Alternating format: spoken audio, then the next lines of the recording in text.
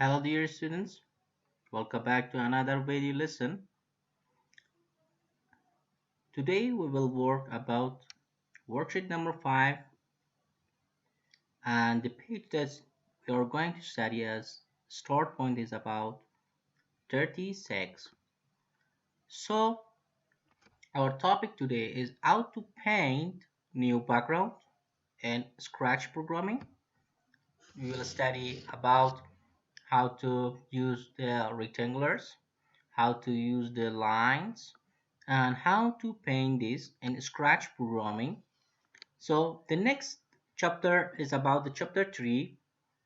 In chapter 3, we learn how we can make the cat move, that we should understand about the dimension of the stage. We will discuss it later on, and we will talk about the blocks. So let's start our lesson. For painting an backdrop or a new sprite, we should open the Scratch program and click on Paintbrush. As you can see, this picture relates to the old versions which I have copied from your book, but today we will study new things in Scratch version 3. So let's open the Scratch. It is the programs that we have worked in last session. So don't edit this because we will work on this project later on. So how you can create new sprite or backdrop? It's very easy. Click on customs. When you click on customs, there are about how you can create sprites. So I don't need these sprite me to work on this sprite. So let's click on this icon, choose a custom, or you can choose a custom here. It doesn't matter, both are the same command. At the paint, you can paint new sprite or background. You can see there is the stage, and in here you can draw everything which you want and use these commands. So for first time, also some of the students ask me, the teacher, could we bring some of the sprites from ourselves or we create it? Yes, exactly. In here you can upload your or take a pictures of your and make it a motion. So for the first time, let's create a sprite, and here we should learn how we can use the rectangular, which option is in here. For example, when I choose the rectangular, so when I draw it, I have a red I have a black border and with the fillet color. So this is the color, this is the size of the border, and this is the color which fell. So I can click on the icon, so you can change the color in this option. If you want to use saturation, it means the opacity of color. It should be less or it should be more. It relates to you. It is about the saturation of the color. And this option means brightness. It means that this color should be bright or it should be dark. It should be light, it should be dark. You can choose which color, the opacity of the color, light or dark. When you choose, so exactly when you create new rectangular there, according to options that we have set it, we can create the shapes or objects. So when I click, for example, I don't want the black border. So you can click in here, this command that say no, I don't want to use borders in my shapes. Let's create another rectangular. When I create another rectangular, you can see this rectangular has no border. If you want to create a rectangular with no filling in it, you can disable this command, but you should choose this one. It means activate it. For example, move you want to the blue and the size is 1 in here. Yes, that's okay, but choose this option. It means deactivate the filling. When you draw, you can see you have drawn. The weight is 1%. The color is blue and with no fill. This is the commands that you can create or paint new things or new objects. If you want to delete this the eraser, just click it. Maybe you use some deletion port. Maybe you create new objects like this. It's a technique. It's another nice one. You can use, for example, these shapes or create these shapes, or you can say, oh, I don't want these shapes, I want to clean all. So you can clean completely the shape. And another thing that we have, it's fill command. You want to fill it. When I press, oh, it's not filling. Why? Because in here it's deactivated. Active and fill the rectangulars. This is the line. You could choose the line, the width of the line. For example, when I create the line is very thin, you can take it or change the size. For example, number 5, it changes the color you want to change. Yes, the color is going to be changed. So these are the options for the outline. Another thing that we have, it's for example, I use a circle. Same as rectangular, doesn't matter. It has outline, it has color. So this is the option that when you do something you can redo. Delete it, uh, redo, undo. And for background you can say send it in the back or bring it from. Sometimes you want to create another ship with different color and you say please set it back, forward, send to the front, send to back, and more option in here, completely back, completely in front. When you say completely, you can see there are 3 shapes. Send to back mean back of all. This ship, how many layers do we have? It send it completely back.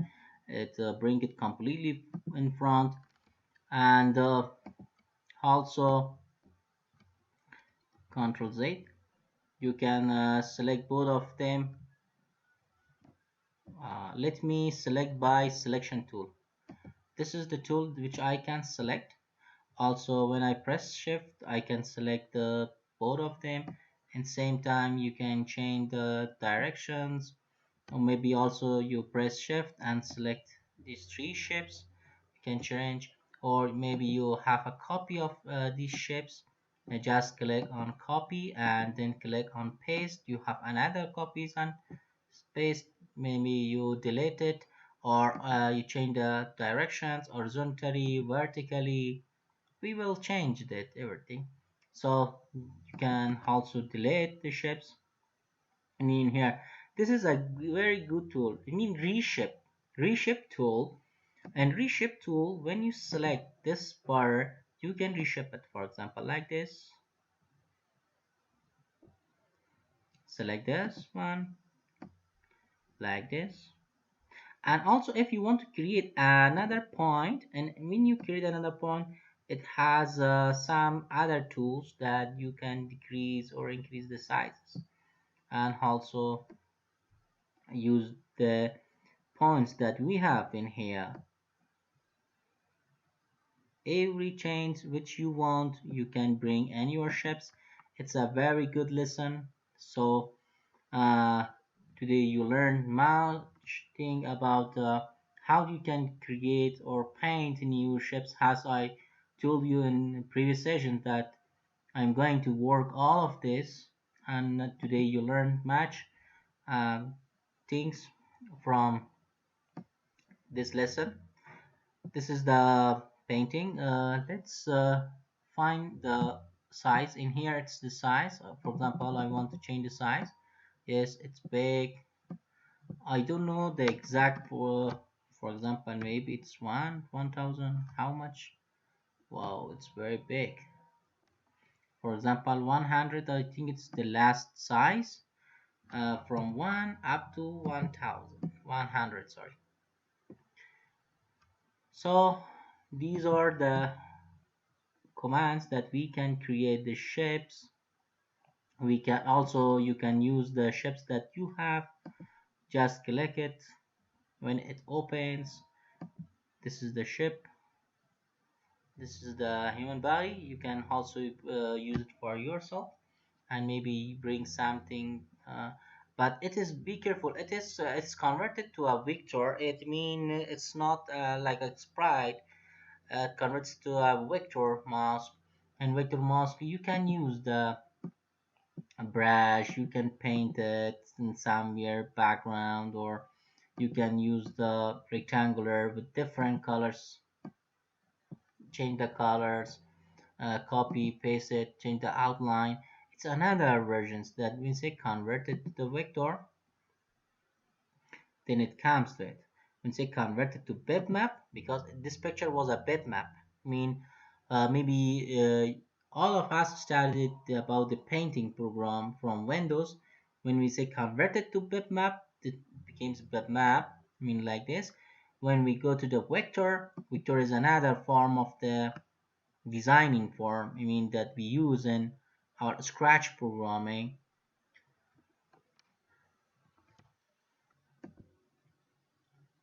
Okay, dear students, I hope that you could learn something from this video.